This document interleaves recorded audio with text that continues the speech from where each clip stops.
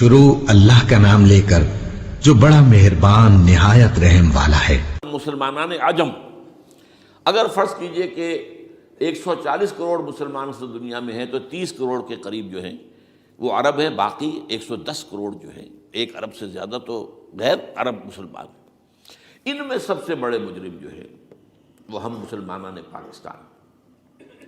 ہم نے ایک تقسیم کرائی اسلام کے نام پر، ہم نے کہا کہ ہم اسلام کا نظام قائم کریں گے، اور اللہ نے ہمیں معجزے کے طور پر وہ ملک عطا کر دیا پاکستان۔ اب قمری حساب سے 63 برس گزر چکے ہیں، جو آپ 61 کہتے ہیں، اگر قمری حساب رکھیں 63 برس ہو چکے، کہاں ہے وہ اسلام؟ لہذا مستقل۔ لیکن اب اس میں یہ ضرور ہے کہ ابھی پاکستان کے معاملے کو میں سمجھتا ہوں کہ ہینگنگ ان دی بیلنس والا معاملہ ہے، ابھی نہیں کہہ سکتے۔ اللہ تعالیٰ شاید کوئی توفیق دے دے، کوئی معجزہ ہو جائے، کیونکہ میرا تو یقین یہ ہے کہ یہ قائم بھی معجزے سے ہوا ہے، جس پر میں نے تفسیراً کتاب میں لکھا ہوا ہے اپنی استحکام پاکستان، اور اب کوئی دوبارہ معجزہ ہو سکتا ہے۔ اور وہ معجزہ کیا ہوگا کہ پوری قوم میں توبہ کی ایک کیفیت پیدا ہو جائے، اللہ کے کرنے سے ہو سکتی ہے۔ تمام انسانوں کے دل جو ہے اللہ کی 2 انگلیوں کے مابین ہے، حضور نے ہمیں خبر دی ہے، جدھر چاہتا ہے پھر دیتا، تو کوئی عجب نہیں کہ ایسا ہو جائے۔ بہرحال اس اعتبار سے میں آپ سے عرض کر رہا ہوں کہ یہ پاکستان کے بارے میں نے جو آپ کو 2 آیتیں سنائی ہیں سورہ انبیاء کی، اس آخر کے حصے میں آئی ہیں سورہ انبیاء میں، وَإِنْ أَدْرِي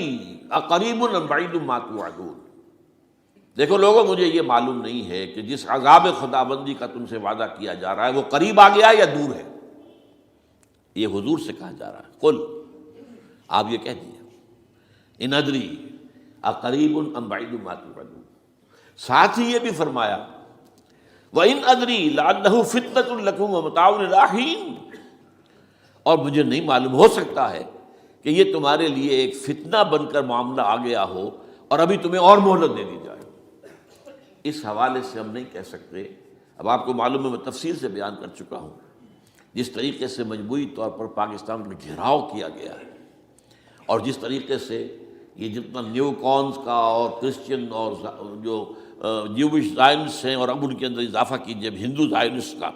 اب یہ جس طریقے سے گھیرے کے اندر لے رہے ہیں پاکستان کو، جس طرح بھارت کی فوج افغانستان میں بھی آ رہی ہے، اس نے اپنے کتنے قونصل خانے کھولے ہوئے ہیں افغانستان میں، کس لیے؟ جو کچھ وہ ہو رہا ہے بلوچستان کے اندر، جو کچھ ہمارا پورا صوبہ سرحد ہے،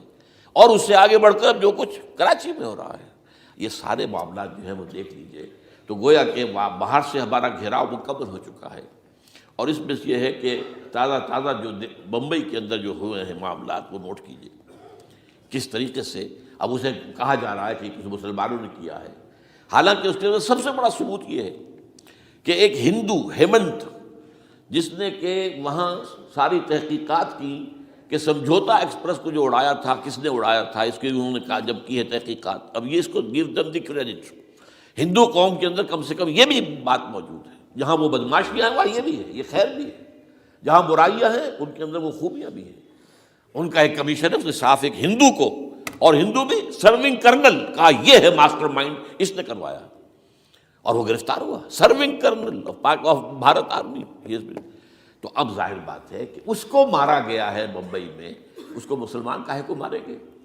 مسلمانوں کا تو وہ کہ محسن تھا، وہ مسلمان کس وجہ سے اسے ماریں گے؟ اسے مارنے والے کون ہیں؟ وہی ہندو زائنسٹ کہہ لیجیے ان کو، یا ہندو تشدد پسند کہہ لیجیے،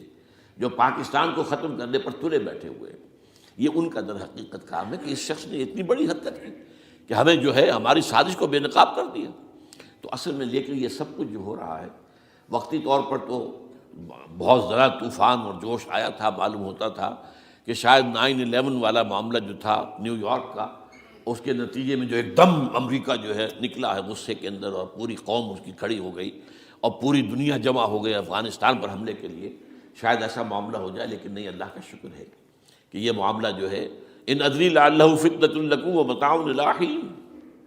ابھی کل کی جو تازہ ترین رپورٹ ہے وہ یہ ہے کہ اوباما کو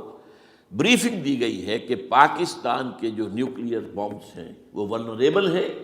اور ان کے اندر اندیشہ ہے کہ وہ جو ہے شدت پسندوں کے ہاتھ میں نہ پڑ جائیں۔ اس کو کوئی نہ کوئی بہانہ انہوں نے بنانا، یہ جو میں آپ سے عرض کر چکا ہوں۔ کچھ ہمارے لوگوں کو یہ امیدیں ہو گئی تھی براک اوباما کے آنے سے، یہ میں نے پھر اس کے بعد ایک مضمون میں پڑھا ہے، آپ کے لیے بھی نئی بات ہوگی، براک کا لفظ جو ہے اس میں یہ بھی اسلامی ہے، یہ برکت سے ہے، اس لیے کہ اس کا باپ جو ہے وہ سواحلی علاقے کا، سواحلی زبان جو ہے، کینیا کا ساحلی علاقہ جو ہے وہ سواحلی زبان جو ہے اس میں عربی کی بڑی آمیزش ہے، کیونکہ وہ تو بہت قریب ہے نا، عرب سے کتنا فاصلہ ہے، وہ درمیان میں وہ ریڈ سی ہے، بڑا چھوٹا سا سمندر ہے، تو سواحلی زبان میں عربی اثرات ہیں۔ تو یہ برکت والی بات، جیسے ہم کہتے ہیں کسی کا نام برکت حسین، برکت علی، تو یہ وہ ہے بارک برکت والا، برک حسین، اور پھر حسین کا نظر۔ تو اس سے بڑی توقعات ہو گئی تھی، لیکن نظر یہ آ رہا ہے کہ جو بش کا ایجنڈا تھا، اس لیے کہ اصل میں اس کی پالیسی بنانے والے میں آپ کو بتا چکا ہوں، کوئی ایک فرد نہیں ہوتا وہاں تو پورے ادارے ہیں، بڑے بڑے تھنک ٹینکس ہیں، اور یہ ثابت ہو گیا ہے کہ اس اوباما نے آتے ہی سب سے زیادہ کٹر جو زائدست تھا امریکہ کے اندر،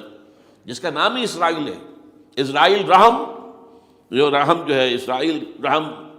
ایمانویل، اس کو اپنا بنایا chief of the white house staff, اور یہ وہ شخص ہوتا ہے کہ جو گویا کہ جس کے گھیرے میں ہوتا ہے صدر امریکہ کا۔ صدر سے کون مل سکتا ہے یہی فیصلہ کرے گا، کون نہیں مل سکتا یہ فیصلہ کرے گا، کون سی رپورٹ صدر تک جائے گی یہ فیصلہ کرے گا، کون سی رپورٹ روک لی جائے گی یہ فیصلہ کرے گا۔ تو گویا کہ صدر کے کان بھی ہو، صدر کی آنکھ بھی ہو، لہذا صدر جو ہے اس کے تو اوپر گھیرا ہوتا ہے، اور اس سے بھی آگے بڑھ کر نوٹ کیجیے، میں نے آپ کو پہلے بتایا بھی تھا،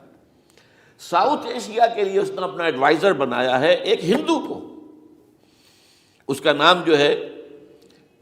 نام ہے سونال شاہ، اور یہ جو ہندوؤں کی تنظیم ہے، جو انتہائی جو ایکسٹریمسٹ ہندو ہیں، وشوا ہندو پریشد، یہ وشوا سری پرشانت ہے، جس کا اسٹوڈنٹ ونگ ہے بجرنگ دل کا یاد، ساؤتھ ایشیا سے مراد بھارت اور پاکستان، اس کے معاملات میں اس کا ایڈوائزر جو ہے سونال شاہ ہے۔ تو حالات جو ہے اس اعتبار سے انتہائی یوں سمجھیے کہ خطرناک، اور دوسری طرف اندرون معاملہ کیا ہے؟ سائنس کی دو اصطلاحات آپ نے سنی ہوگی، centrifugal forces, centripetal forces. Centrifugal وہ ہوتی ہے کہ جو مرکز سے توڑنے والی ہوتی ہے، بھاگتا ہے ہر ایک مرکز کو چھوڑ کر، یہ سینٹریفیوگل فورسز ہے۔ سینٹریپیٹل وہ ہوتی ہیں جو مرکز کی طرف لانے والی ہوں، جو ایک مرکز کے گرد لوگوں کو جمع کرے، تو مرکز گریز اور مرکز کی طرف رخ کرنے والی۔ ہمارے پاس سینٹریپیٹل فورس صرف ایک ہے، وہ اسلام ہے، اور وہ ہے نہیں، ہر چند کہیں کہ ہے نہیں ہے، کہاں ہے؟ نظام کہاں ہے؟ مذہب تو ہے، مذہب تو انڈیا میں بھی ہے، مذہب امریکہ میں بھی ہے، مذہب کی تو کوئی کمی نہیں ہے، فاسٹسٹ گروئنگ ریلیجن میں نے بارہا کہا ہے دنیا میں مانا جا رہا ہے کہ اسلام، لیکن مذہب دین کہیں نہیں۔ حضور بھیجے گئے تھے دین کو غالب کرنے کے لیے، هو الذی ارسل رسولہ بالہدی ودین الحق لیظہرہ علی الدین کلہ۔ سینٹریفیوگل فورسز آپ کو یاد ہوگا، میں نے گنوا دیا تھا ایک دفعہ، آپ کا نارتھ پول کیا ہے؟ NWFP، وہاں حکومت اس نے کن کی ہے؟ وہ اسفند یار ولی، جس کا دادا، جس نے پاکستان میں دفن ہونا گوارا نہیں کیا، جن کا پختہ موقف یہ ہے، اس کے باپ کا بھی ولی خاں کا یہ تھا کہ انگریز نے بنایا ہے پاکستانی، انگریز کا بنایا ہوا ہے، یہ انگریزی سازش کے نتیجے میں وجود میں آیا، and they believe in that. اور اس کے ساتھ مولانا فضل الرحمان ہیں، جن کے والد مرحوم نے یہ کہا تھا کہ اللہ کا شکر ہے ہم پاکستان کے بنانے کے گناہ میں شامل نہیں تھے۔ یہ ہیں اس وقت وہاں کی فورسز، اور جنوب میں نہ معلوم کب سے ان کا نقشہ بن رہا ہے، جب سے یہ MQM قائم ہوئی تھی، مہاجر قومی موومنٹ تھی، بعد میں انہوں نے اپنا رنگ بدلا ہے، کچھ تبدیل کیا ہے، لیکن یہ کہ اصل میں تو وہی ہے، گرگٹ رنگ بدل رہے تو اس کی فطرت تو نہیں بدلتی، ہے تو وہی اردو سپیکنگ۔ اور اب جو ہنگامے ہو رہے ہیں وہ پختون اور اردو سپیکنگ کے درمیان ہنگامے ہو رہے ہیں، اور زیادہ پٹھانوں کو مارا جا رہا ہے، ان کی دکانیں جلائی جا رہی ہیں، یہ بسیں جتنی جلتی ہیں وہ اس لیے کہ زیادہ تر ٹرانسپورٹ جو ہے وہاں پر وہ پختونوں کے ہاتھ میں ہے۔ یہ وزیری وغیرہ لوگ جو ہے محسود ہیں، یہ لوگ ہیں وہاں پر جو ہے، اکثر و بیشتر بہت سے مساجد کے اندر آپ کو جو امام ملیں گے وہ پٹھان ملیں گے، جو پہرے دار ملیں گے وہ پٹھان ملیں گے، بہت بڑی تعداد ہے۔ لیکن یہ کہ اس کے اوپر وہاں پر فساد شروع ہو گیا۔ بلوچستان کا معاملہ سب کو معلوم ہے۔ تو اندرونی طور پر جو سینٹریپیٹل فورس ہو سکتی تھی اس کو ہم نے کیا نہیں مضبوط، کمزور سے کمزور تک کرتے چلے گئے۔